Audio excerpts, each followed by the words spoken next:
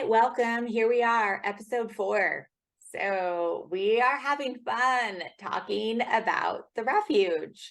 And what's hard, honestly, for us is where to go next. There's so many possibilities on conversations. And so we're so glad we got a little sense of the Be a Refuge and then some on our story, and so much fun to talk to Marty Dormish about the Refuge Cafe.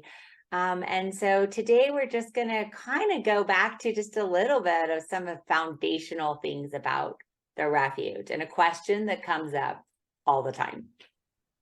Question is, who's in charge?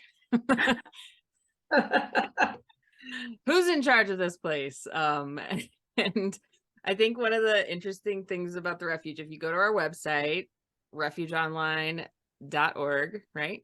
Or is it Yeah. Refuge? It's the Refuge Online. Refugeonline.org.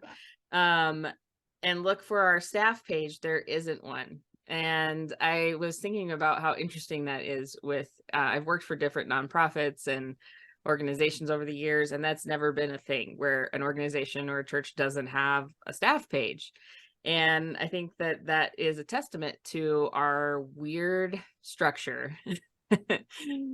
And as an organization, we have a shared leadership structure and consensus decision making, and we've implemented lots of things over the years that are different than what you typically see in a kind of hierarchical pyramid organization where there's someone on the top and that filters down and filters down and filters down. And so that's what we're going to talk about today, is why we do that, how we do that, what we like and hate about it, and all that. Yeah, it's so fascinating to me. And I personally love this conversation. It's one of my favorites because I think we need more conversations and models and possibilities for structures, community structures, organizational structures that actually better reflect what we hope for. And for me, as a follower of Jesus, that's in my roots and that's in my passion. I am into the downward ways of Jesus, and I'm not afraid to say that. And I don't see the hierarchical models of leadership and systems and structures in the downward ways of Jesus. I just don't. And so the path of the Beatitudes, the path of the 12 steps, why I like the 12 steps so much. And they are in so many ways, both of those so core, I think, to what we always hoped for at the refuge. It just doesn't fit to have a hierarchical model where there's one executive director or one senior pastor, and then other people who support that one voice. And it's just completely contrary. And I love, kind of coming back to Jesus again, this idea of, it is putting new wine in old wineskins. And the wine goes bad. And that's why I think so many progressive communities have planted in the time that the refuge has been alive. So we're going on 17 years here. And it's fascinating to me because it's really amazing ideas, beautiful dreams of what could be, but it's in the same structure. And so they're identical structures with just a little twist. And I think that on the whole, it just keeps perpetuating this model that I think is really contrary. So we have been trying to do this since the start. And I'm just going to say this, we've fumbled and bumbled too. I mean, it's not science. And so it's tricky to do this because really structures are about power. And power is embedded in things. And so how to diffuse that and how to share power and how to ensure that there really just is communal decision making, but also the ability to be light on our feet and have the right people who need to be involved in things. And because you've been here for how many years, how tricky it is. Yeah, super tricky. One of my passions is just recognizing folks who may not have biblical literacy. And so, because there's probably people listening to this who may not be familiar with that story about wines and wineskins. So I'm going to tell it really quick and simply, but Jesus tells this parable about wine, and they used to, store wine in these wineskins, were like literal, like animal hides. And so he says, don't put new wine in old wineskins, because when it's fermenting, it'll burst. He doesn't say it fermenting. That's my translation. But when you have new wine, so like a new vision, a new idea, you put it in a new wineskin, because then it crafts and it can hold it. But and so that's the idea that Kathy's talking about, is we keep trying, we have these new visions of community, and people are like, I don't want this old thing. But then we have these new visions and we're like, I know what I don't want. And then we keep trying to shove these new visions into these old systems, and these old systems that are like hierarchical and power based, and power over versus power with. And we're trying to have these new ideas and new ways of being in the world, and we're shoving them into this old thing, and it doesn't work. And so it's scary, but you have to like have a new wineskin. And it's like a whole, like, what if we stopped and just reimagined everything? And there've been several points along the Refuge's journey where we've done that. And like, even in the Spiritual Formation Sunday thing, two summers ago, we stopped and we're like, okay, we're coming into, not out of COVID, but we're going to be together more. Like, what if we just reimagined Sunday gatherings, like completely? And one brave soul was like, let's meet every other week instead of every week. And everyone's like, yeah, let's do that. So, but you have to have those moments of pause and saying like, this is the old way, and it's comfortable and familiar and maybe easier, but we can't shove this new way of being into that anymore. And so that's kind of the context of that phrase, and kind of what we're trying to do here at the Refuge and have done in different iterations over time. Well, and it makes me think, you said like people ask, so who's in charge? This question comes up a lot. And I was like, well, a group of us are. We all are. And people make assumptions. And, I'm one of the founders. I've been here since the beginning, since Dream. And I'm a community cultivator here. So I use my voice and have led here since the beginning. And so sometimes people make an assumption that I make a decision. And I'm always like, I don't have one decision in this community that I make all by myself. And it doesn't mean that I'm not in multiple decisions, and that ultimately I might be the one that communicated a decision or something, but every part of it, there are other people involved, and that wisdom that comes from the group. And so, a little of our history is just that we always started with shared leadership. We started with a co-pastoring model. We had a team. I think at one point there were 9 people that kind of planted the Refuge and sort of nurtured life, and it was really special on one level. But I do want to say this: we just gave ourselves our own authority because we were starting, and it's fine to just own that.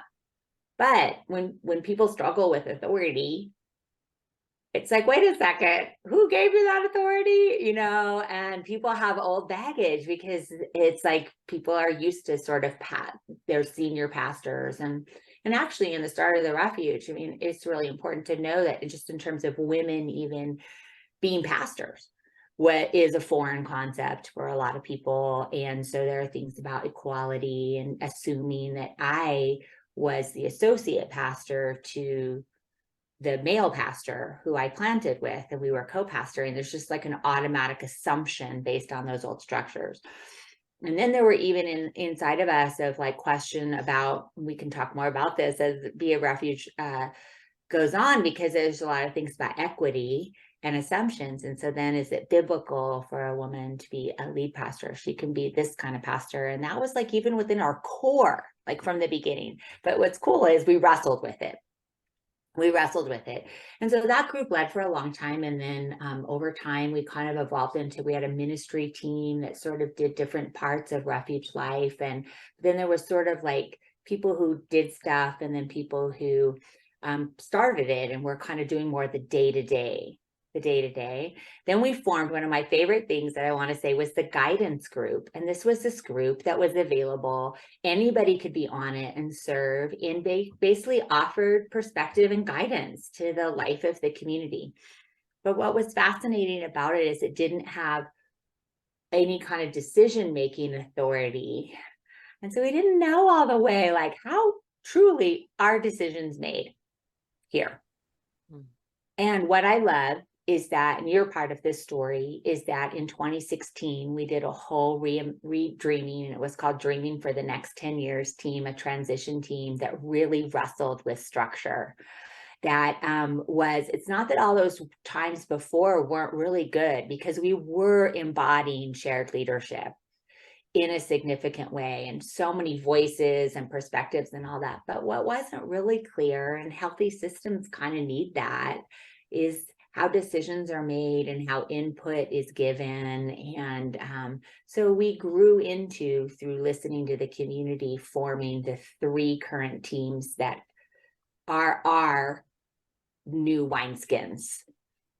Our original ones were good, and they actually moved with it. They were good. And so maybe it's just that the original new wineskin that we put this thing into has grown and expanded and been able to continue to hold what we've created. And so it didn't go bad. The old thing didn't go bad. It just evolved. And we needed more because our community grew in its work and in its length of time, and more people leading and using their gifts and whatnot. So we landed on these 3 teams that we currently have now. And maybe it'd be fun for you to share what those 3 teams are, just to give a little sense, because they've been in place now for over 5 years. And I can say that it's been a beautiful exhale, and it's also complicated. Yeah. So yeah, the 3 teams are our community life team, which is like the biggest. It's anybody's welcome to that, and we meet quarterly or so, and it's anyone who's kind of holding something at the refuge, which is a lot of people, but also anyone is welcome to that team.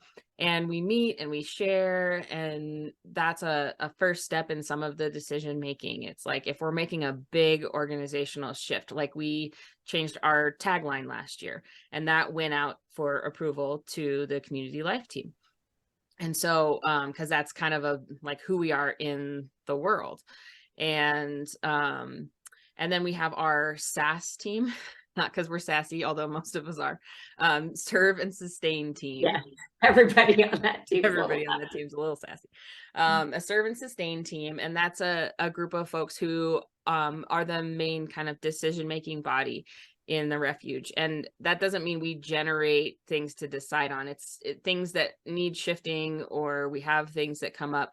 We meet and we have a group discernment, kind of consensus-based decision-making process for things that we need to do in our community. And then we also have an advisory team, which are folks who are outside of the refuge, who are available, just wise friends who know our story. They know who we are. They know who we want to be, and to who we want to remain, like in our values, and can hold us accountable to that. And also just be there to be like, are we on track here? Are we, someone who's outside of the system who can kind of speak into it. So those are the 3 teams that kind of emerged from our conversations in 2016. Yeah, and I will just say that the clarity that came from that is actually that the serve and sustain team, which I love those 2 words too. I do, because it's not that group is here to serve the community and help sustain our work together. And but what I also love about it is that anybody can be on that team, but it's a commitment. So not everybody wants to be on that team. Would you say? Lots of emails. Lots of emails, and you have to help work on some big picture things that come up, and so it's a commitment. But what I love about that open table, and that came out of this transition team conversation, is that every single team and every single anything always had open seats at the table.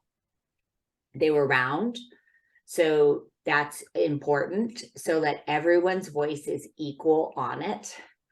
And so it doesn't mean you don't have nurturers or conveners. You know, our friend Shannon Tanner facilitates our serve and sustain team. So her role is to call our meetings and keep us going and hold that space for us, so that she has a role, but she's not in charge of every single thing that happens there. The group is.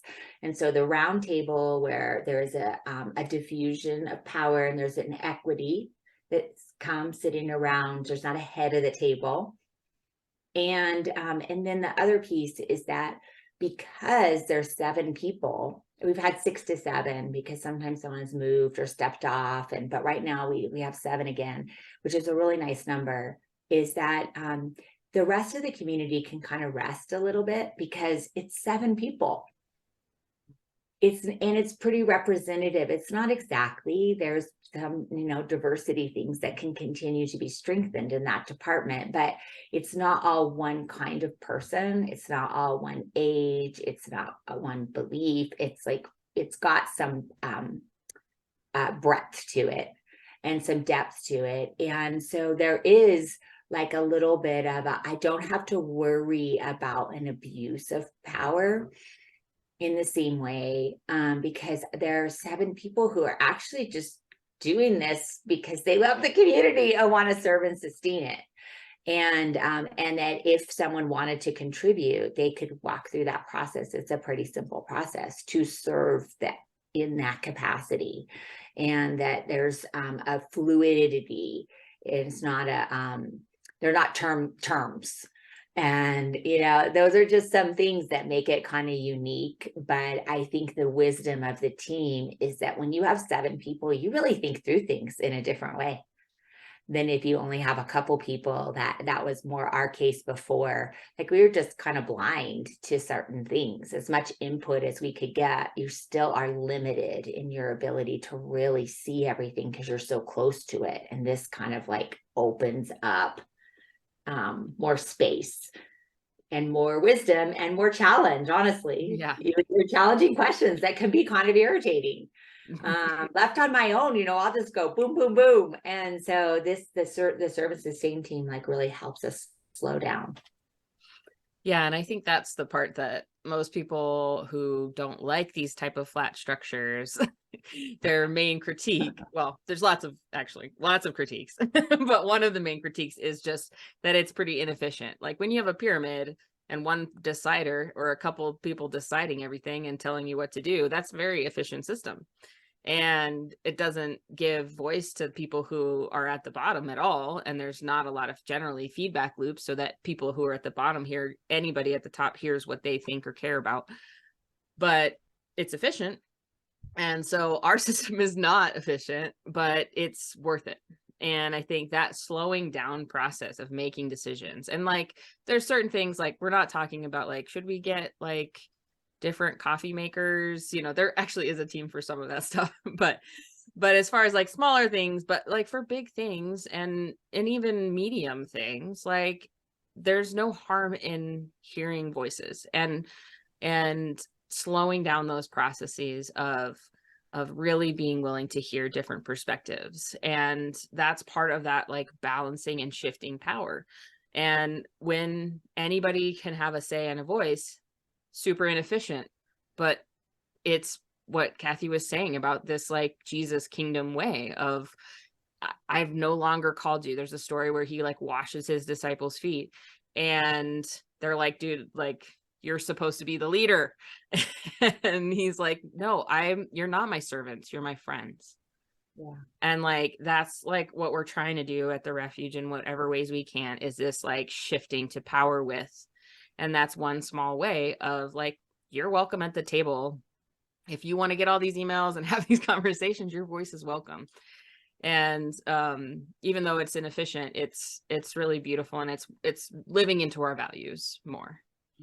And you've seen, because you worked and continue to be really strongly connected to a community that really, I think you helped us bring that consensus decision making into the Refuge community 6 years ago. And you've seen it in action. And, just tell us just a little bit about what that's been like for you and how that's helped and been hard maybe. Yeah.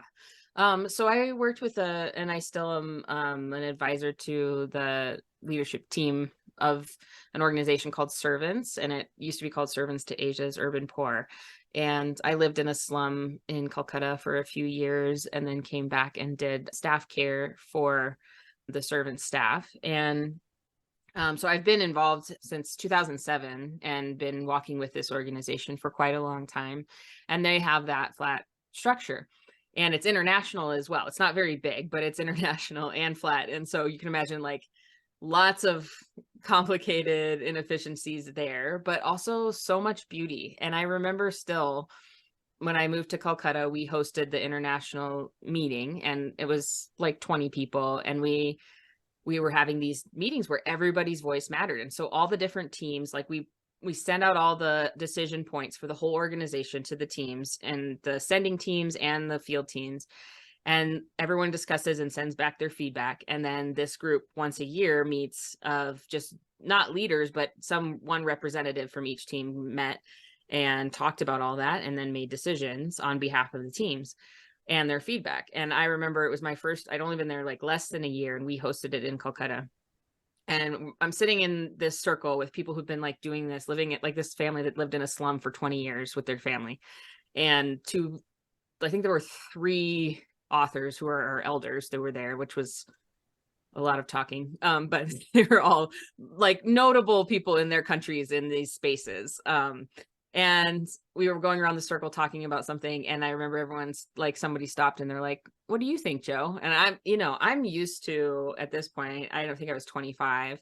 I had been used to like the more hierarchical structure. And I'm like, I'm new. I've been here like not even a year. Like, I don't have a say. I don't get to have a say internalized. I just like was assuming like my voice didn't matter, not in a depressing way, but just that's all I'd experienced so far in my life. And to have these seasoned people and these elders like look at me and say, what do you think about this?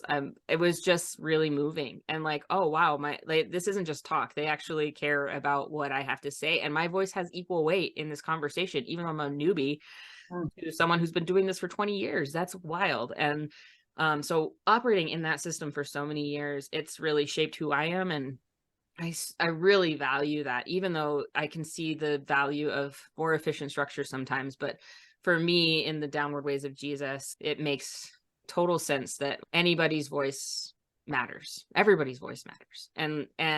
So what does it look like if we really believe that and apply that to our structures? Because it's easy to say that, like, everybody's voice matters, like t-shirt, plaque on the wall. Like, it's easy to say these things, but to actually live into these things is harder.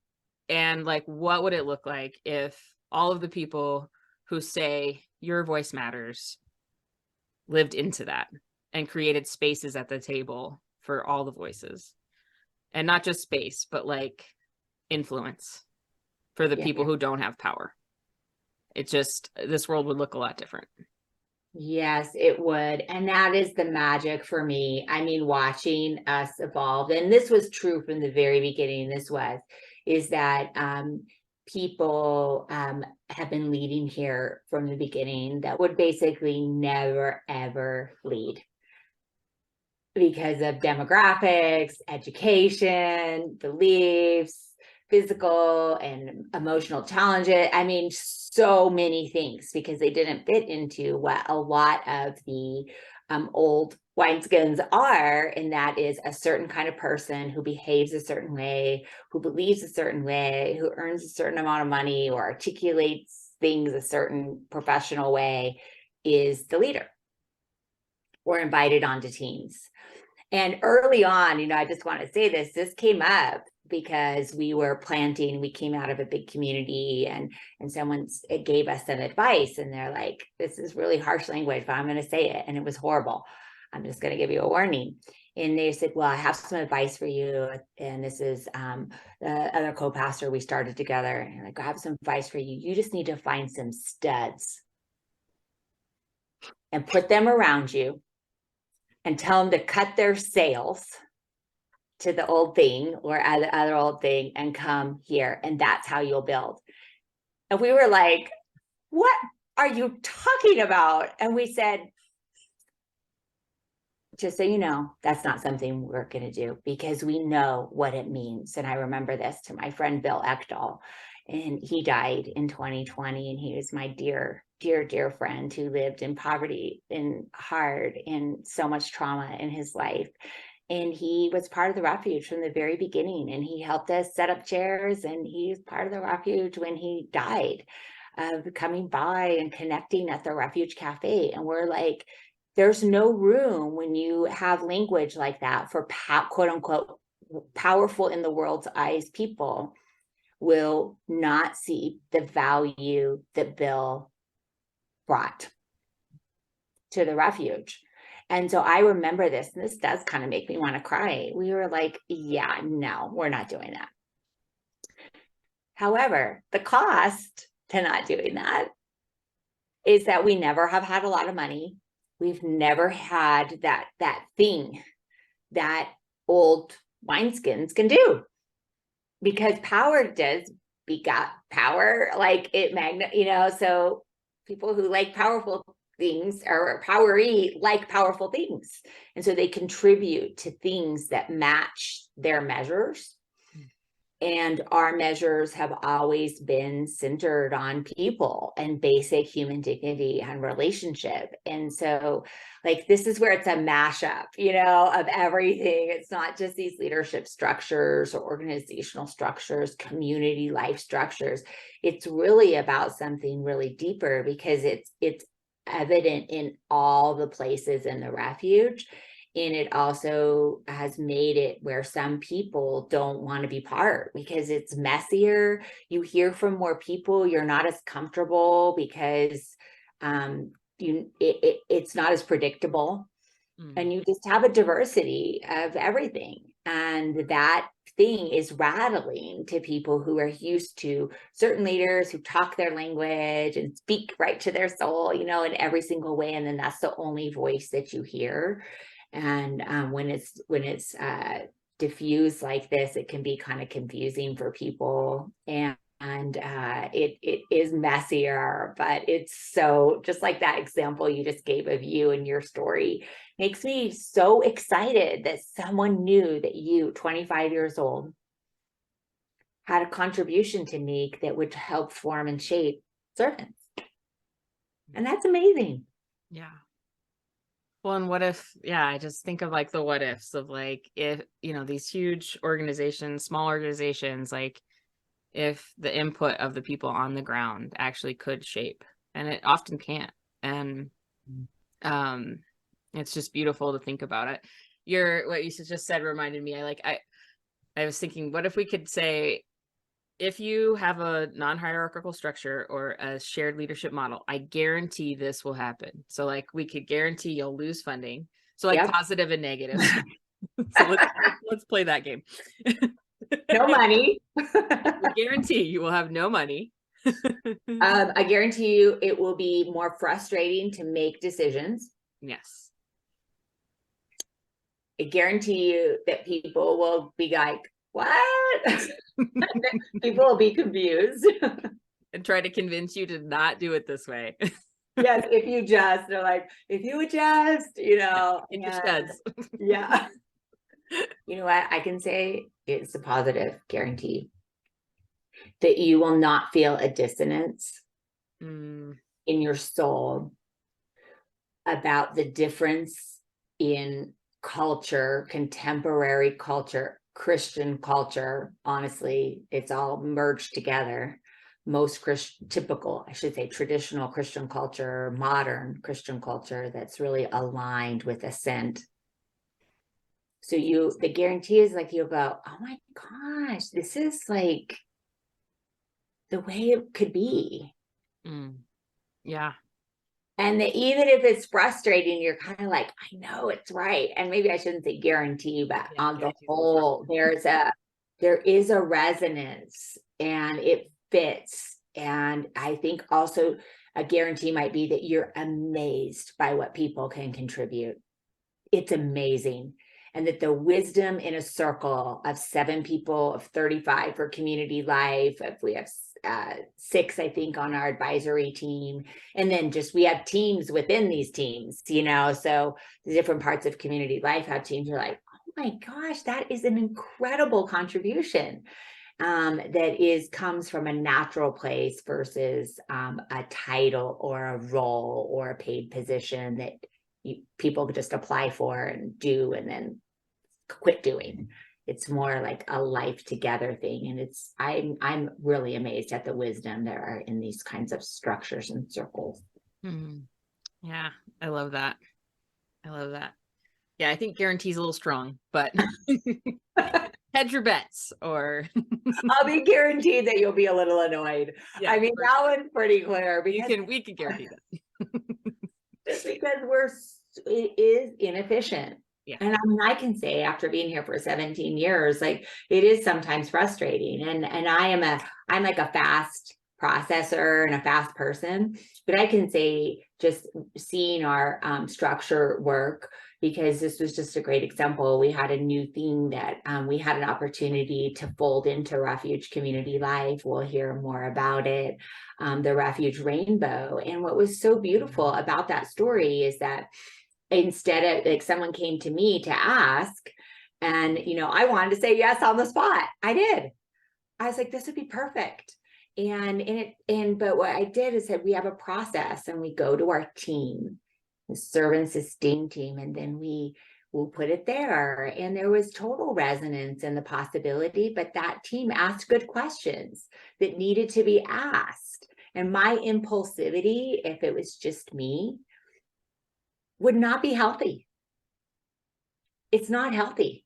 There's a system that works with it. And so the wisdom of then 7 people and thoughtfulness, and we walked through, and yeah, it took a little longer, but it was right. And that actually was one of the most magnifying things that I saw. And then involving people from community life in that conversation. So it wasn't even just the 7 of us, you know, wrestling, but then other people were involved. And then it took a teeny bit longer. And then we had this settling in of just the wisdom and thinking it through. And when you have hierarchical leadership, people get to do things that then impacts everybody. Yeah. Without any thought to, you know, what the impacts are. And so I saw that at play, and I was, you know, I've been sold for a long time, but that one really helped me. Yeah. Because it showed me how important it is to slow down and get everybody's input. Yeah, and the group that we were working with appreciated that, and it was viewed as like comforting, that it wasn't just some random person making a decision, but it was thoughtful. And so I think sometimes we're scared to like slow down because we worry like, oh, we're gonna miss something or miss an opportunity. But sometimes that thoughtful process actually creates more life. Yeah, I love it. I think, you know, kind of as we wrap up, I think a part is that our dream is always that more people would be more creative, and not necessarily like adopt what our structure is, because this is the structure that worked for our life and continues to evolve. But I think it's the right container for us. I think it's got room, you know, to keep expanding. But I think being more creative, and I can say this as somebody who co-pastored, beyond just co-pastoring, I'm glad to see more people co-pastoring. I think it's a really good thing. But it can look like then everything else is just the same, but it's just 2 or 3 people making those decisions. And like what it looks like to really press this out and really turn it upside down. And then think about, as leaders at the Refuge Cafe, this is an example. It's just that every person who's on that team, volunteer or staff, has support people underneath that support. It's not direct reports. Actually, people doing their thing with support. And there's like a primary support and 2 secondary supports. And so, and people go, what? Like, so who? And it's like, no, this is what's important. And that models it. And so for us, that's what works. And then I think for people listening that are part of the Refuge go, I didn't even know that. I mean, this is what's so interesting. A lot of us do because we have community life team meetings and different parts, but some of this will be new for the Refuge community of just like hearing it more fleshed out and maybe a little bit of the wrestling. And then for people that are dreamers, just like what could this look like? But that clarity on consensus or group decision making so that everybody could exhale and know, but then also know how input could be provided into those decisions. And so it's all connected, and it'll be so fun to talk more about living systems and healthy systems and how hard it is to keep them healthy. Yeah. And the default towards hierarchy is strong. And with people, we get asked questions. I just want to say it's all the time, like what's your org chart and what's your titles. And so we have weird things because we're co's, everything's co. And so it's like, what, and we just hold to it. We just do it. We hold to it. And we have 2 people sign things, or sometimes 3 and 4, to be honest, and that we own that and don't try and conform to this system, but actually honor this is our new wineskin, and it holds some really good new wine, and it's permeable enough to keep putting new stuff in and not go bad. I love it. I love it. Well, there we go. So that's if you ever wonder again who's in charge at the Refuge, no one and everyone. No one and everyone.